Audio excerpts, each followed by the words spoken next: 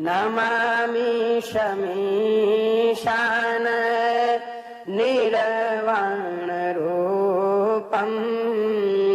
विभुं व्यापकं ब्रह्म वेदस्वरूपम्।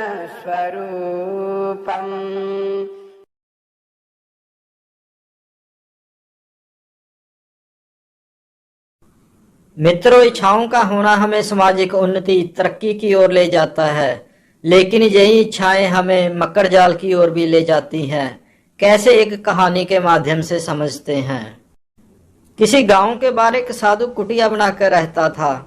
एक बार वो साधु पास के बाजार में से गुजर रहा था। उसकी दृष्टि बाजार में एक दुकान पर पड़ी।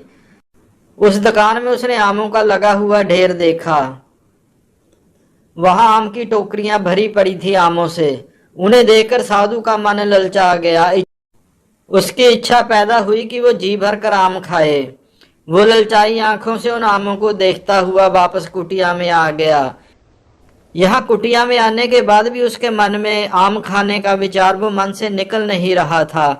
वो बड़े बड़े मोटे मोटे पीले पीले पके हुए आम, उसका मन सचमुच ही आम खाने को हो रहा था, उन बेहतरीन पके हुए रसीले आमों को। लेकिन वो तो साधु था।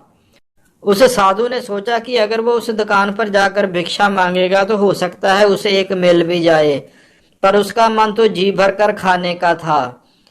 रात भर वो ऐसे ही आम खाने की इच्छा लिए मन में सारी रात करवटें बदलता रहा। उसे सोने की इच्छा नहीं हुई। सारी रात इच्छा थी तो बस उन आमों का ख्याल था कि कैसे वो उन आमों को खाए, उनका रस माने। उन दिनों भिक्षा में अन्न ही मिलता था साधुओं को। कभी कभार वो भी नहीं देते थे लोग। पैसे तो उस समय कहते हैं कि लोगों के पास कम ही होते थे। वो दूसरों को क्या देते, खासकर भिक्षा मांगने आए साधु को।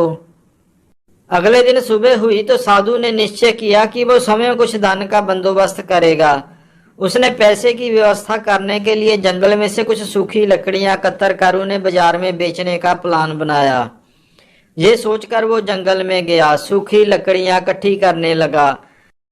उसने काफी लकड़ियां कतर कर उसने एक बड़ा सा गट्ठा बना लिया और उन्हें अपने कंधे पर लाद कर बाजार की ओर चल पड़ा, लकड़ियां बेचने और उनसे धन कमाने की इच्छा से।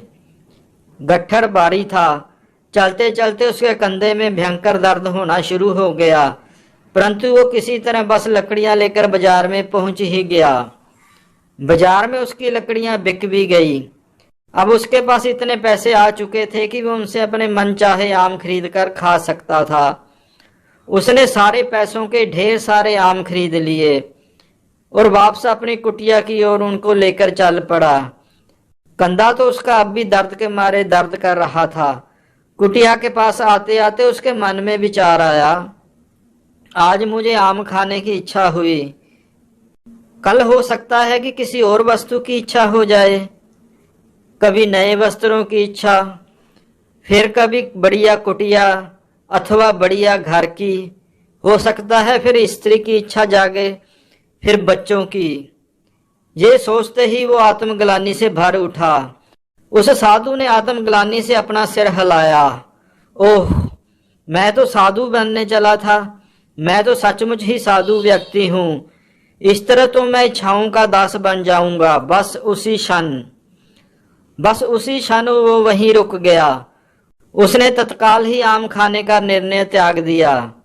उसने वहां से गुजरते हुए एक व्यक्ति को अपने पास बुलाया और सारे आम देकर उसे कहा, लो भगवान का प्रसाद, बांट कर खाना, अकेले नहीं। वो व्यक्ति उससे आम लेकर प्रसन्न होकर चला गया। उधर साधु भी भीतर से आनंद से आत्म संतुष्टि से भर गया।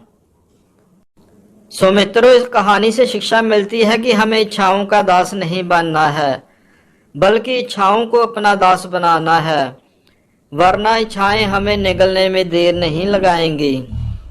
धन्यवाद। मित्रों, अगर वीडियो आपको ठीक लगी हो तो इसे लाइक और शेयर अवश्य करें। अगर चैनल के कंटेंट आपको ठीक लग रहे हैं तो चैनल को सब्सक्राइब भी अवश्य करें। हर हर महादेव।